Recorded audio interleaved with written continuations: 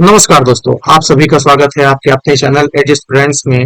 और दोस्तों, हम लोग जो पहला सब्जेक्ट पढ़ाने जा रहे हैं उसका नाम है इंडियन पॉलिटी। इंडियन पॉलिटी दोस्तों हम लोगों ने इसलिए सेलेक्ट किया है क्योंकि ये बहुत ही स्कोरिंग सब्जेक्ट है और बहुत ही इजी सब्जेक्ट है। अगर आप लोग इसको ध्यान लगा करके पढ़ेंगे तो आप इजिली अच्छे स्कोर प्राप्त कर सकते हैं। अच्छा स्कोर मतलब सिलेक्शन के चांसेस आपके बढ़ जाएंगे किसी भी कॉम्पिटिटिव एग्जाम। तो दोस्तों, हम लोग एम लक्ष्मीकांत को रेफर करेंगे इस कोर्स को पढ़ने के लिए। और हमारे पहले चैप्टर का नाम है हिस्टोरिकल बैकग्राउंड। ठीक है, हिस्टोरिकल बैकग्राउंड हमारे पहले चैप्टर का नाम है। तो चलिए हम लोग शुरू करते हैं। दोस्तों, आप सभी को पता है कि जो ईस्ट इंडिया कंपनी थी वो 1600 में भारत आ गई थी। मतलब ब्रिटिश 1600 में भारत में एंट्री मार लिए थे। अब उनको ट्रेडिंग राइट्स दिए गए थे भारत में ट्रेड करने के लिए। वो किसने दिया था? एक चार्टर के थ्रू दिया गया था जिसको क्वीन एलिजाबेथ ने पब्लिश किया था। ठीक है, थोड़ी बहुत जद्दोजहद के बाद 1765 में उनको बड़ी विजय हासिल होती है जिसमें उनको दीवानी राइट्स मिल जाते हैं। दीवानी राइट्स मतलब rights over revenue and civil justice. ठीक है, और ये कहाँ के लिए मिलते हैं? बंगाल, बिहार और उड़ीसा के लिए। ठीक है, धीरे धीरे कार्यक्रम अच्छा चल रहा था, बट क्या हुआ 1857 में एक सिपाही म्यूटिनी हुई या फर्स्ट वॉर ऑफ इंडिपेंडेंस हुआ, जिससे ब्रिटिशर्स थोड़ा सा डर गए। और उन्होंने जो ब्रिटिश क्राउन ने क्या किया, जो एडमिनिस्ट्रेशन की रिस्पॉन्सिबिलिटी थी वो डायरेक्ट अपने हाथों में ले ली। अब भाई ये सब चीजें अगर पढ़ना है आपको, रूल्स एंड रेगुलेशन पढ़ने हैं, तो हम लोग इसको चैप्टर को दो पार्ट में डिवाइड कर सकते हैं, कंपनी रूल और एक क्राउन रूल। कंपनी रूल जो था वो 1773 से 1858 था, और जो क्राउन रूल था वो 1858 से 1947 तक था। ठीक है, अब देखिए आपको सन याद रखना है, 1773 से 1858। 1858 याद रखना इजी है क्योंकि 1857 में हमारी क्रांति हुई थी, और 1858 से ये भाई ये खत्म हो गए और क्राउन रूल चालू हो गया। तो 1858 और 1947 ईयर्स जो है वो इसलिए याद रखे जा सकते हैं, पर 1773 को आपको थोड़ा सा याद रखना है। ठीक है, अभी कंपनी रूल की बात करते हैं। तो कंपनी रूल के अंतर्गत फर्स्ट जो रेगुलेटिंग एक्ट आया था वो था रेगुलेटिंग एक्ट ऑफ 1773। ये कॉन्स्टिट्यूशनली थोड़ा सा इंपॉर्टेंट है क्योंकि यहाँ से रूल्स एंड रेगुलेशन की थोड़ी सी इंपॉर्टेंस बढ़ गई थी इंडिया में। तो ये क्या था? फर्स्ट स्टेप था। क्या क्यों फर्स्ट स्टेप था? किस चीज का था? ब्रिटिश गवर्नमेंट ने क्या किया था? कंट्रोल एंड रेगुलेट किया था affairs of East India company.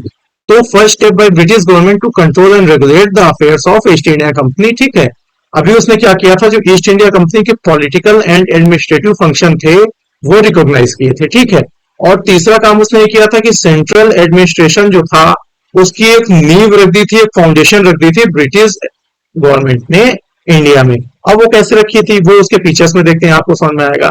जो गवर्नर भाई साहब थे बंगाल के, उनको गवर्नर जनरल ऑफ बंगाल की उपाधि दे दी गई। और फर्स्ट गवर्नर जनरल जो थे वो थे लॉर्ड वॉरेन हेस्टिंग्स। ये एक फैक्ट है जो आपको याद रखना चाहिए, जो एग्जाम में आ सकता है। ठीक है, दूसरा काम क्या किया? उनके लिए एक एग्जीक्यूटिव काउंसिल बना दी गई। कितने? 4 मेंबर्स की। ये भी आपको फैक्ट है जो याद रखना चाहिए। ठीक है, अब गवर्नर ऑफ बंगाल के अंतर्गत ले आए गवर्नर ऑफ बॉम्बे और मद्रास को, मतलब उनको सबॉर्डिनेट बना दिया जो कि पहले इंडिपेंडेंट हो। तीसरा पॉइंट क्या था? तीसरा पॉइंट उन्होंने सुप्रीम कोर्ट के एस्टेब्लिशमेंट भी किया। ठीक है, 1774 में सुप्रीम कोर्ट स्टैब्लिश हुआ जिसमें एक चीफ जस्टिस था और 3 अदर जजेस थे। उस समय पे भाई करप्शन बहुत तेजी से फैला हुआ था। ठीक है, तो करप्शन को रिड्यूस करने के लिए, कम करने के लिए, फिर खत्म करने के लिए एक नियम ये लाया गया कि जितने भी सर्वेंट्स थे कंपनी के उनको प्रोहिबिट किया गया कि आप कोई भी प्राइवेट ट्रेड नहीं कर सकते हैं, आप कोई प्रेजेंट एक्सेप्ट नहीं कर सकते हैं, या फिर कोई ब्राइब नहीं ले सकते हैं किसी भी नेटिव से, ताकि ये जो करप्शन है उस पर थोड़ा सा अंकुश लगाया जा सके। उसके अलावा भाई देखिए, मेन फीचर ये हो गया ना, ब्रिटिश गवर्नमेंट कंट्रोल चाहती थी ईस्ट इंडिया कंपनी के एक्टिविटीज के ऊपर। तो उन्होंने क्या किया, ब्रिटिश गवर्नमेंट ने क्या किया, कंपनी जो थी उसमें कोर्ट ऑफ डायरेक्टर थे। ठीक है, कोर्ट ऑफ डायरेक्टर मतलब governing body of the company. उनको क्या करना था? रिपोर्ट करना था। किस चीज में भाई? रेवेन्यू में, सिविल और मिलिट्री अफेयर्स में उनको रिपोर्ट करना था। किसको? ब्रिटिश गवर्नमेंट को, ताकि ब्रिटिश गवर्नमेंट का जो कंट्रोल है वो स्ट्रेंथन हो जाए, वो बढ़ जाए। ठीक है भाई, ईस्ट इंडिया कंपनी क्यों आई थी? रेवेन्यू के लिए आई। अब मन चाहा रेवेन्यू वो लोग जनरेट कर रहे थे, हो सकता है ब्रिटिश गवर्नमेंट को बता रहे हो ना बता रहे हो। तो ये चीजें थोड़ा सा ट्रांसपेरेंसी बढ़ाने के लिए क्या किया गया, ब्रिटिश गवर्नमेंट ने बोला कोर्ट ऑफ डायरेक्टर्स आपको क्या करना है, आपको रिपोर्ट करना है किस चीज को? Revenue, civil and military affairs में। ठीक है, जो भी आप इंडिया में कर रहे हैं। इसके बाद एक 1781 में अमेंडिंग एक्ट आया। अब वो क्यों आया? क्योंकि आप यहाँ पर देखिए, ये देखिए, ये एक जो संस्था थी वो बनी थी, उसका नाम है सुप्रीम कोर्ट। अब भाई आम जनता है, उसका कोई राइट क्या हुआ, वो वायलेट हुआ तो क्या करेगी? वो कोर्ट के पास जाएगी। अब कोर्ट तो भाई रूल्स एंड रेगुलेशन के हिसाब से न्याय लेगी। अब हो सकता है उसमें आम जनता जीत जाए, ठीक है, आम जनता जीत जाए, या फिर हो सकता है गवर्नमेंट ही जीते, बट वो तो सही का साथ देगी ना। तो उसमें क्या हो रहा था, गवर्नर जनरल ऑफ बंगाल थे या जो गवर्नर थे, उनका क्या हो रहा था भाई, उनका नुकसान हो रहा था। वो अपनी मनमानी जो करना चाह रहे थे वो नहीं हो पा रही थी। तो उसके लिए क्या हुआ, एक अमेंडिंग एक्ट ऑफ 1780 बनाया। उसमें क्या किया गया, इसको एक एक्ट ऑफ सेटलमेंट के नाम से भी जाना जाता है। अब इसमें किया ये गया कि भाई जो बड़े बड़े खिलाड़ी थे, गवर्नर जनरल थे और उनकी काउंसिल थी, उनको क्या किया गया, सुप्रीम कोर्ट की ज्यूरिसडिक्शन से एग्जेम्प्ट कर दिया गया। अब किन चीजों को, जो काम उन्होंने ऑफिशियल कैपेसिटी में किया था, मतलब गवर्नर जनरल और काउंसिल वो जो ऑफिशियल कैपेसिटी में कोई एक्टिविटी कर रहे हैं, वो सुप्रीम कोर्ट के ज्यूरिसडिक्शन से एग्जेम्प्ट हो गया। उसी तरीके से जो रेवेन्यू मैटर्स थे, बहुत ही इंपॉर्टेंट मैटर भाई, रेवेन्यू जिसके लिए ब्रिटिशर्स भारत आए थे सोने की चिड़िया को लूटने के लिए, वो revenue matters plus matter arising in collection of revenue जो भी था, उसको क्या कर दिया गया, एक्सक्लूड कर दिया गया again jurisdiction of supreme court. अब जो सुप्रीम कोर्ट का ज्यूरिसडिक्शन था वो एकदम घट गया था। कैसे घट गया? केवल कहां तक सीमित था, in inhabitants of Calcutta, plus they can also administer personal law. Personal law क्या हुए, हिंदू लॉ हुआ, मोहम्मदन लॉ हुआ, एक्सेट्रा। ठीक है। अब भाई सुप्रीम कोर्ट एक कठपुतली बन चुका था, एक छोटी सी कठपुतली जिसका ज्यूरिसडिक्शन एकदम कम हो गया था। अब उसमें क्या हुआ, अपील थी जो भी सुप्रीम प्रोविंशियल कोर्ट से, वो कहां पे अब जाएंगी, गवर्नर जनरल बंगाल के पास जाएंगे, ना कि सुप्रीम कोर्ट के पास। सुप्रीम कोर्ट के पास अपील्स भी जाना बंद हो गई। ठीक है। अब गवर्नर जनरल इतना पावरफुल हो गया तो भाई अपनी मनमानी करेगा ही ना। तो क्या करेगा, वो रेगुलेशन फ्रेम करने के लिए पावर दे दी गई गवर्नर जनरल इन काउंसिल को कि भाई आप अपने हिसाब से रेगुलेशन फ्रेम करिए। किसके लिए? प्रोविंशियल कोर्ट्स के लिए, ताकि सरकार को कोई नुकसान ना हो भाई। सरकार को फायदा ही फायदा दिखना चाहिए, तभी तो मजा आएगी। ठीक है। चलिए आगे बढ़ते हैं। अब इसके बाद पिट्स इंडिया एक्ट आया, 1784 का पिट्स इंडिया एक्ट। उसमें क्या हुआ भाई, देखते हैं चलिए। उसमें हुआ ये कि कॉमर्शियल और पॉलिटिकल जो फंक्शन थे, मेरा पेन कहीं गायब हो गया, हाँ, कॉमर्शियल और पॉलिटिकल फंक्शंस जो थे कंपनी के, उनको डिस्टिंग्विश कर दिया गया। क्यों डिस्टिंग्विश किया गया? ताकि, 2 मिनट दीजिएगा दोस्तों।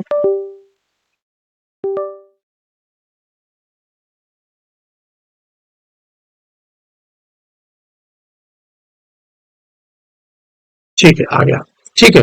हाँ, तो क्या किया गया था, कॉमर्शियल एंड पॉलिटिकल फंक्शन को डिस्टिंग्विश कर दिया गया। क्यों किया? इसलिए गया क्योंकि जो कोर्ट ऑफ डायरेक्टर थे, जो कंपनी का पार्ट था, उनको कॉमर्शियल अफेयर्स मैनेज करने के दिया जाए, और जो पॉलिटिकल फंक्शंस थे उसके लिए एक नई संस्था बना दी गई, बोर्ड ऑफ कंट्रोल, जो क्या करेंगे, पॉलिटिकल अफेयर्स को मैनेज करेंगे। तो इस तरीके से क्या हो गया, डबल गवर्नमेंट हो गई, डबल इंजन की सरकार हो गई भाई। कैसे?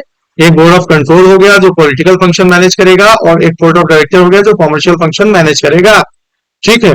अभी बोर्ड ऑफ कंट्रोल को क्या कर दिया, क्योंकि बोर्ड ऑफ कंट्रोल एक गवर्नमेंट की संस्था हो गई ना, तो उसके लिए क्या कर दिया भाई, वो सुपरवाइज कर सकते हैं और ऑपरेशंस को डायरेक्ट कर सकते हैं, किसमें, सिविल एंड मिलिट्री गवर्नमेंट और रेवेन्यूज। ठीक है। तीन ही चीजें मेन थी, revenue, civil and military government. तो उसको क्या हो गया, बोर्ड ऑफ कंट्रोल क्या कर सकती है, सुपरवाइज कर सकती है, डायरेक्ट कर सकती है कोई भी ऑपरेशन को। ठीक है।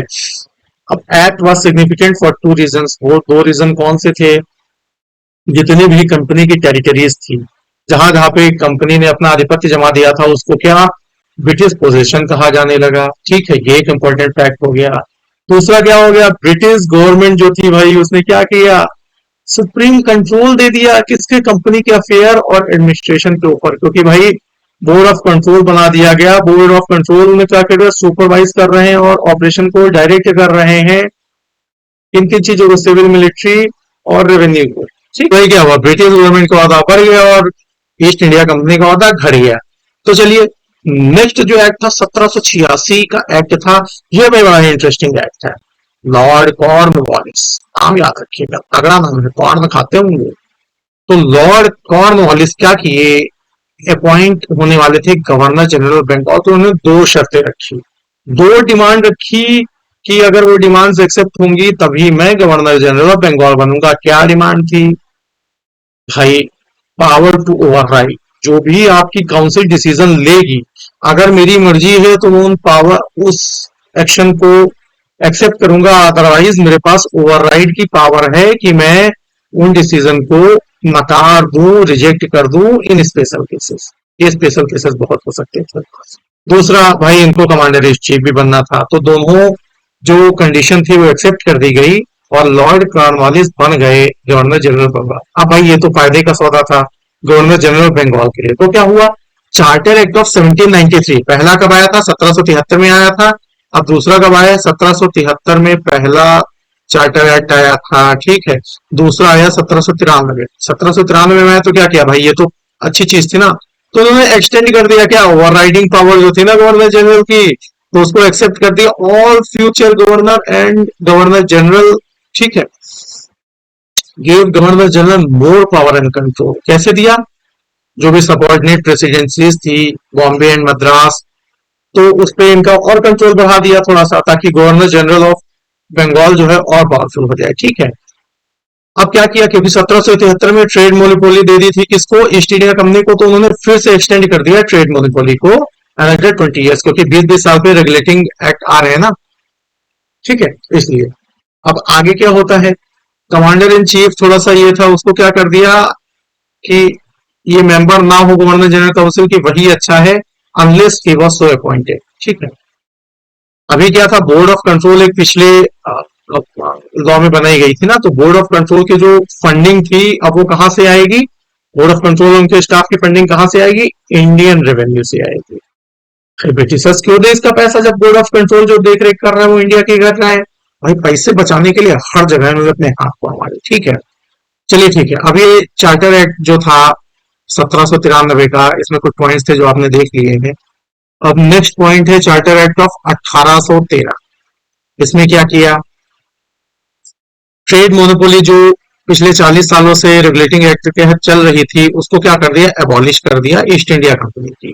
अब कोई भी कंपनी, ब्रिटिश कंपनी भारत आ सकती थी और वो ट्रेड कर सकती थी, बट दो एरियाज थे जहां पर एआईसी की ट्रेड मोनोपोली या मोनोपोली जो थी वो कंटिन्यू रही। वो क्या थी, trade in T plus trade with China. ये दो ऐसे पोर्शन थे शायद जहां से ज्यादा रेवेन्यू जनरेट हो रहा था, और वहां पर कुछ उथल पुथल नहीं मचाना चाहते थे, इसलिए उन्होंने इस मोनोपोली को कंटिन्यू रखा फॉर एआईसी, ठीक है। और रेस्ट अदर एरियाज क्या था, कोई भी ब्रिटिश कंपनी आ सकती थी, ट्रेड कर सकती थी, ठीक है।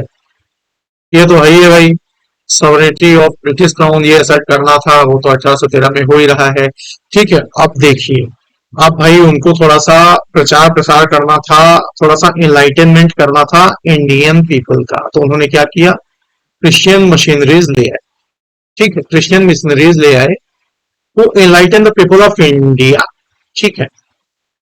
वेस्टर्न एजुकेशन भी भाई ले आएंगे, जब एनलाइटन होगा पीपल तो क्या हुआ, उनको वेस्टर्न एजुकेशन दे दो ताकि वो लोग और आगे बढ़ चढ़ सके और एकदम नाम शाम कमा सके ना।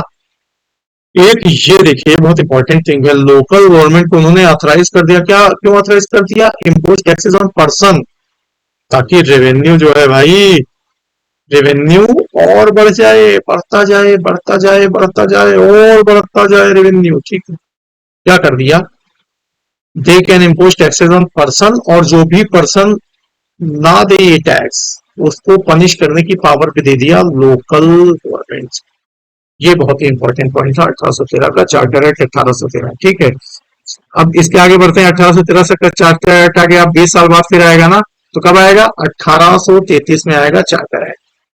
अब भाई ये देखिए, ये तगड़ा चीज था, यहां पर जो गवर्नर जनरल ऑफ बंगाल थे जो 1773 से चलते आ रहे थे, उनको क्या कर दिया गया, गवर्नर जनरल ऑफ बंगाल को गवर्नर जनरल ऑफ इंडिया बना दिया गया, और उनको दे दी गई all civil and military powers. आप सिविल पावर्स और मिलिट्री पावर एज्यूम करिए।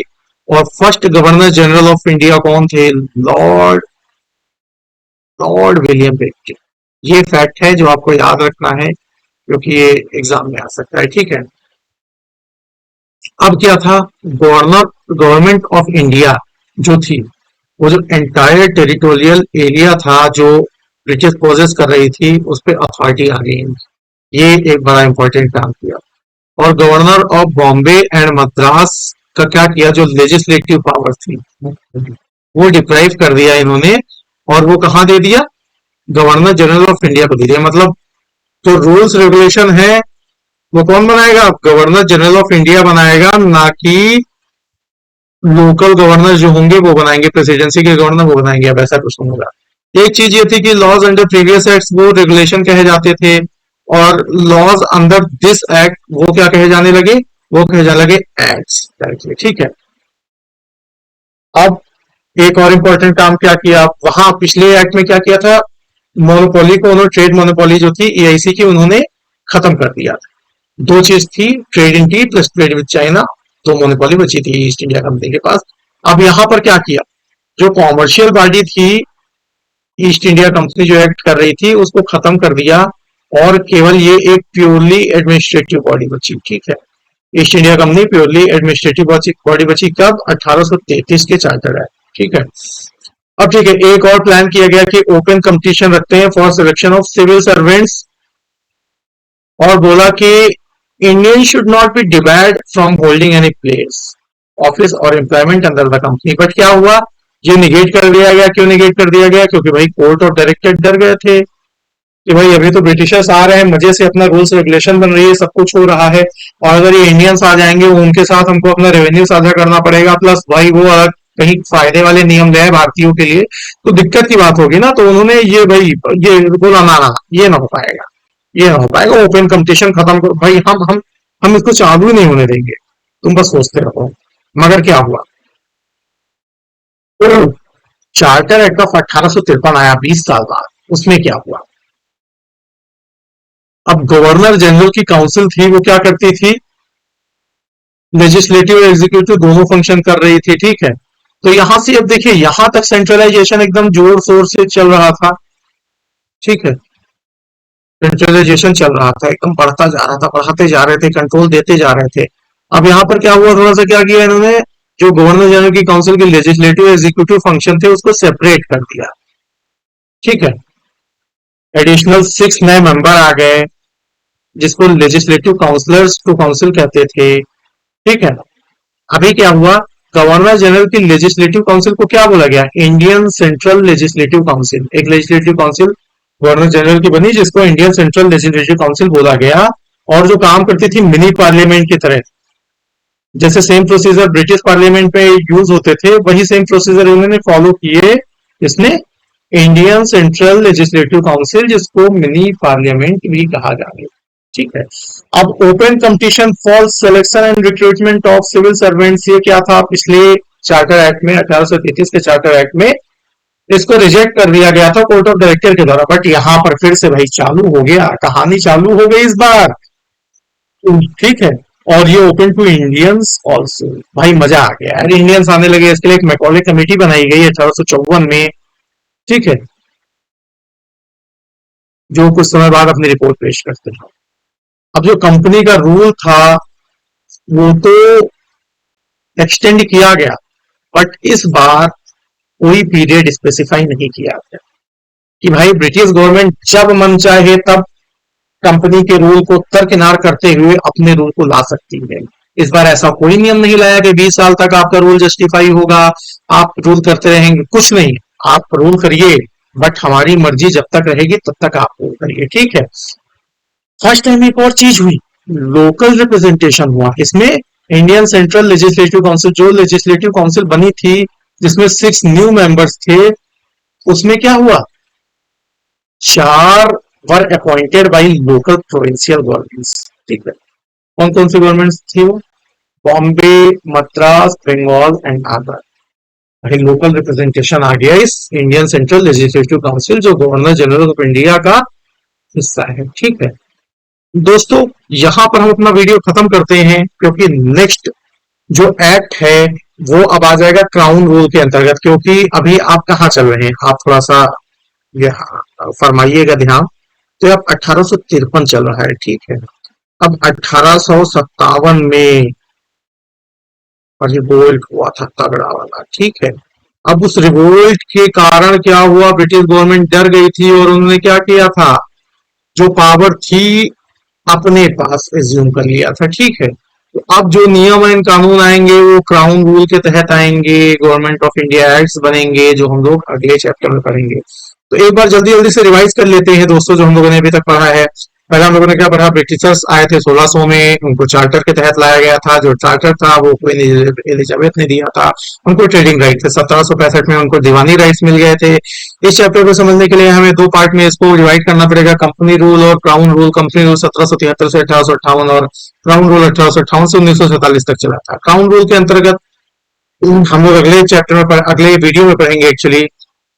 अभी ये कंपनी रूल की बात करते हैं। रेगुलेटिंग एक्ट आया था भाई, ब्रिटिश गवर्नमेंट ने अपना कंट्रोल ले आए थे, पॉलिटिकल एडमिनिस्ट्रेटिव फंक्शन जो थे वो रिकॉग्नाइज किए गए थे और एक सेंट्रल एडमिनिस्ट्रेशन का फाउंडेशन डाल दिया गया था। वो कैसे डाला गया था, गवर्नर जनरल ऑफ बंगाल जो थे वो आ गए थे गवर्नर ऑफ बंगाल की जगह, ठीक है। एग्जीक्यूटिव काउंसिल बन गई थी 4 मेंबर की। बॉम्बे और मद्रास जो था, ठीक है, वो सबॉर्डिनेट हो गया था। सुप्रीम कोर्ट स्टैब्लिश हो गया था और सर्वेंट्स का करप्शन रोकने के लिए प्राइवेट ट्रेड से उनको प्रोहिबिट किया गया था। और ब्रिटिश गवर्नमेंट के कंट्रोल को बढ़ाने के लिए क्या किया गया था, बोर्ड ऑफ डायरेक्टर को क्या करना था, रिपोर्ट करना था भाई, रिपोर्ट करना था revenue, civil and military affairs में। अमेंडिंग एक्ट आया था क्योंकि सुप्रीम कोर्ट ज्यादा हावी होता जा रहा था, जिसके अंतर्गत गवर्नर जनरल और काउंसिल को एग्जेम्प्ट कर दिया गया था।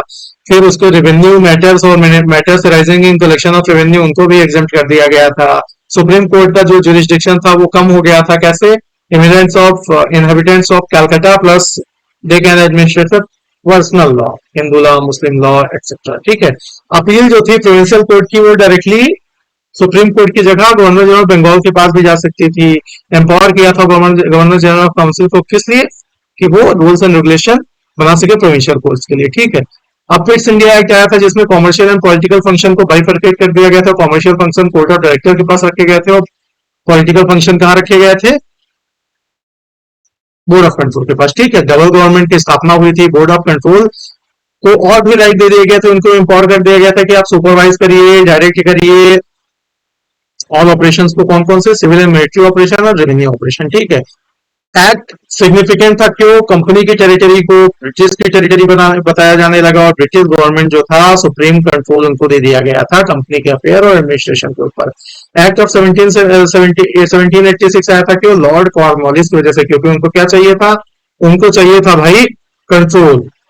तो क्या कर दिया, काउंसिल के कोई भी डिसीजन होगा उनको ओवरराइड कर सकते हैं और कमांडर इन चीफ उनको बना था। 1773 का जो चार्टर एक्ट आया उसमें जो ओवरराइड वाली पावर थी वो सारे गवर्नर जनरल को और गवर्नर प्रेसिडेंसीज को दे दी गई, ठीक है। गवर्नर जनरल को मोर पावर दे दी गई और सब ऑर्डिनेट प्रेसिडेंसी, ठीक है।